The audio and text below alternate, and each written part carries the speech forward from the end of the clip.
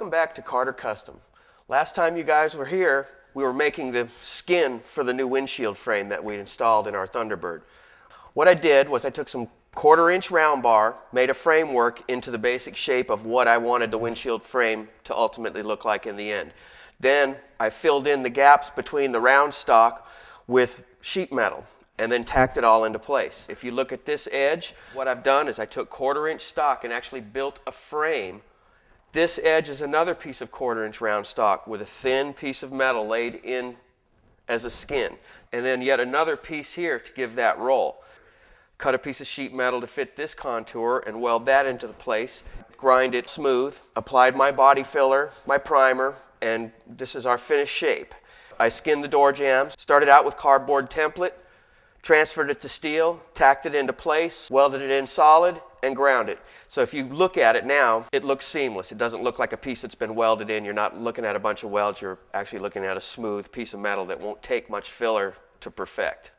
It's taken quite a while to get to this point, but if you look at the border of this, the fit is very, very close, and it's about as close to perfect as I can make it. Now that the hard work's been finished and you get to stand back and look at it, got to remember where this thing came from. Frame was cut from a late model Mustang, grafted into this Thunderbird, moved forward, laid back at the perfect angle.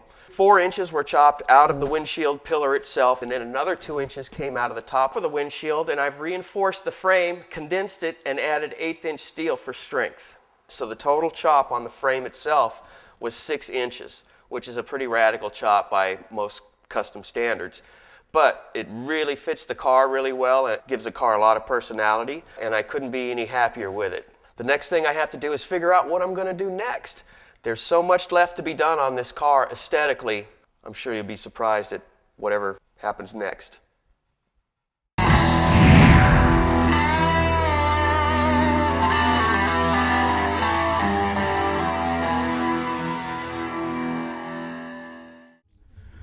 And right now I'm here with the living legend of drag racing. This is Big Daddy Don Garlitz. Don, how are you today? I'm great. Now, of all your swamp rats, do you have one that is a particular favorite? Well, the Swamp Rat 1 is naturally my favorite up there in the very beginning. It's a car that went 176 miles an hour, 180 miles an hour, 190 miles an hour. It gave me all the publicity that I needed to get started.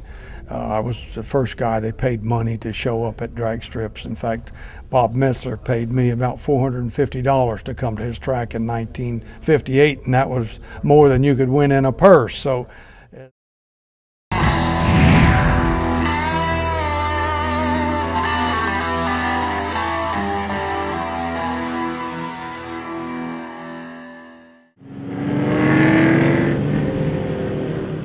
Hey guys, Steve Carter from Carter Custom. Today I'm here with my client's 1969 Mach 1 Super Cobra Jet car, which we've built from the ground up. She's got a 428 Super Cobra Jet with a few goodies on it, some metal block heads, nitrous kit, big carb, headers, 5-speed. She's a real goer, and we decided we'd come out here today and put the car to the test. Oh, wailing on some cones. And I think Steve's going to need tires after this one. I figured I'd give you the quick grand tour of the motor compartment of this car because it's just so beautiful. There's a lot of little custom touches to this car. Here we have the nitrous system, and what I did was hand fabricate some nice pretty brackets for it to kind of match the engine, because the ones that they come with are pretty basic and they're really not that pretty. And then you come down here to the belt drive system. I hand fabricated this entire serpentine belt drive system. It's the first one of its kind. This car had a shaker hood, which meant the scoop shook and hooked to the motor, but with the nitrous, the scoop had to be actually grafted into the car, and there was no room for an air filter, so I actually mounted the air filter into the hood and made a nice little turkey pan to seal it so that the motor only breathes nice, cool outside air. And not everything that makes a car go fast is under the hood. In this particular case, if you look in the trunk, we have our lovely nitrous bottle. Most nitrous bottle brackets unload from the top.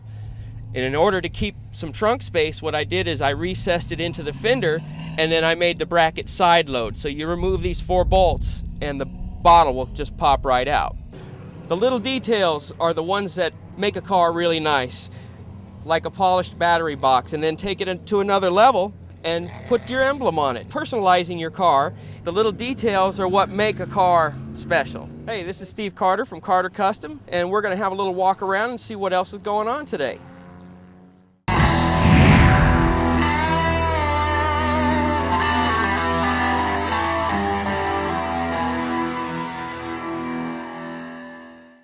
This is a very beautiful specimen of a 442, 4-speed transmissions, 4-barrel carburetors, and dual exhaust. That's what 442 stands for. It's not a 442. Right. And of course the W30 option was the ram air hood. It had an aluminum intake manifold. The ram air is functionable. You can see this foam cushioning that bolts up against this screen, and then the air induction that comes in this hood forces air into there, and then this rear butterfly is kept shut under low vacuum conditions.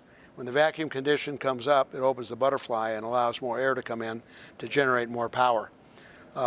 And that's the story about the 442, which was a 4-speed, 4-barrel carburetor, dual exhaust. This was a real gorgeous collectible car, and it still is today. And it was very fast in its era.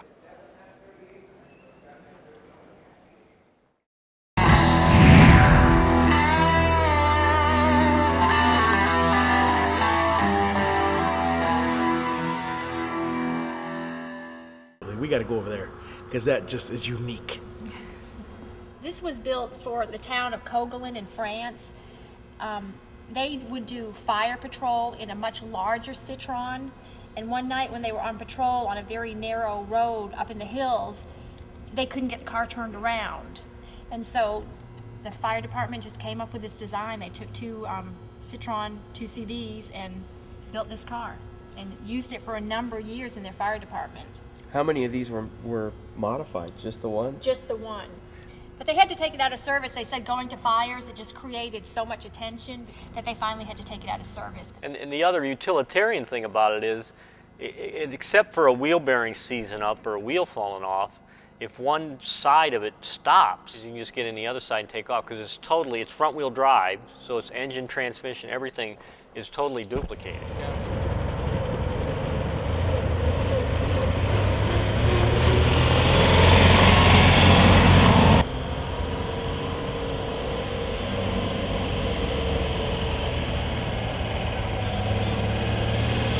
This was great, guys. We have to come back.